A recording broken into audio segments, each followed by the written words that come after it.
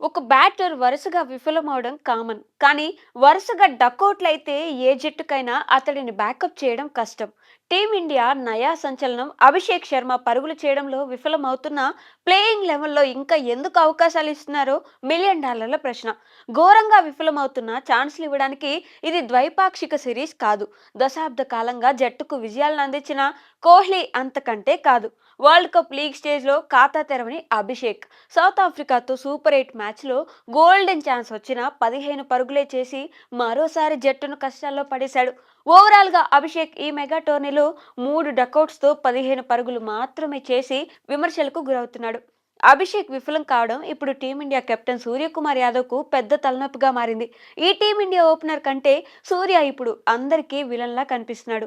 ఎందుకంటే సూపర్ 8 ముందు జరిగిన ప్రెస్ కాన్ఫరెన్స్లో సూర్య వ్యంగ్యంగా చేసిన కామెంట్స్ ప్రస్తుతం హాట్ టాపిక్గా మారుతున్నాయి. మ్యాచ్కు ముందు ఫామ్లో లేని అభిషేక్ శర్మను బ్యాకప్ చేయడం ఎంతవరకు కరెక్ట్ అనే ప్రశ్నకు సూర్య సమాధానం వింటే ప్రతి ఒక్క ఇండియన్ క్రికెట్ ఫ్యాన్స్ కు కోపం వస్తుంది. అభిషేక్ శర్మ ఫామ్ పై మాకు బాధ లేదు. అభిషేక్ ఫామ్ పై వరి అవుతున్న వారిని చూస్తుంటే నాకు బాధేస్తుంది అని మాట్లాడాడు. కానీ కట్ చేస్తే ఇప్పుడు సూర్యపై అందరూ జాలి చూపిస్తున్నారు. ఈ టీమిండియా కెప్టెన్ అత్యుత్సాహంలో చేసిన ఈ కామెంట్స్ ని చూపిస్తూ నెటిజన్స్ ఒక ఆట ఆడుకుంటున్నారు. బయట నుంచి ఎన్ని విమర్శలు వచ్చినా అభిషేక్ శర్మను వెనకేసుకొచ్చిన సూర్య సూపర్ 8 లో ఒక్క మ్యాచ్ ఓడిపోవడంతో ఇప్పుడు ప్రతి ఒక్కరి ఆగ్రహానికి కారణమవుతున్నాడు. నిజం చెప్పాలంటే అభిషేక్ కు ఒత్తిడిలో ఆడే సామర్థ్యం లేదు. దీంతో పాటు గ్రూప్ దశలో వరుసగా 3 డకౌట్లతో తీవ్ర ఒత్తిడిలో ఉన్నాడు. ఇలాంటి సమయంలో ఈ యంగ్ ప్లేయర్ ను ప్లేయింగ్ లెవెన్ నుంచి తప్పించడంలో ఎలాంటి ఆశ్చర్యం లేదు. అనుభవం ఉన్న సంజు శాంసన్ కు అవకాశం ఇచ్చినా సరిపోయేది. అయితే సూర్య మాత్రం అభిషేక్ కు మరోసారి ఛాన్స్ ఇచ్చాడు. అది కూడా అభిషేక్ శర్మ బ్యాటింగ్ పై విమర్శలు చేసిన వారికి కౌంటర్ ఇస్తూ మరి సౌత్ ఆఫ్రికాతో జరిగిన కీలక మ్యాచ్ లో బరిలోకి దించాడు. అభిషేక్ ను అంతలా బ్యాకప్ చేసినప్పుడు అతని బాధ్యత కూడా సూర్య తీసుకోవాలి.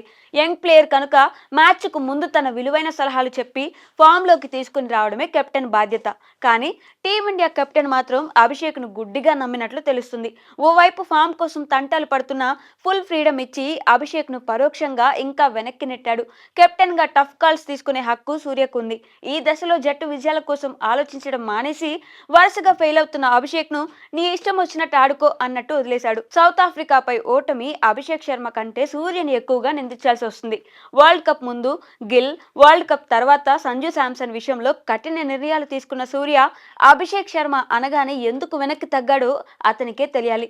ఏదేమైనా అభిషేక్ ఘోరమైన ఫామ్ లో ఉన్నా ఇలా వరుస ఛాన్సులు ఇవ్వడం సూర్య చేసిన తప్పని చెప్పడంలో ఎలాంటి సందేహం లేదు. సూపర్ 8 లో ఇండియా ఇంకా 2 మ్యాచ్లు ఆడాల్సి ఉంది. ఈ 2 మ్యాచ్లు భారీ తేడాతో గెలిస్తేనే సెమీస్ కు ఛాన్స్. ఇలాంటి సమయంలో సూర్య విమర్శలను తట్టుకొని జట్టును ఎలా లీడ్ చేస్తాడో చూడాలి.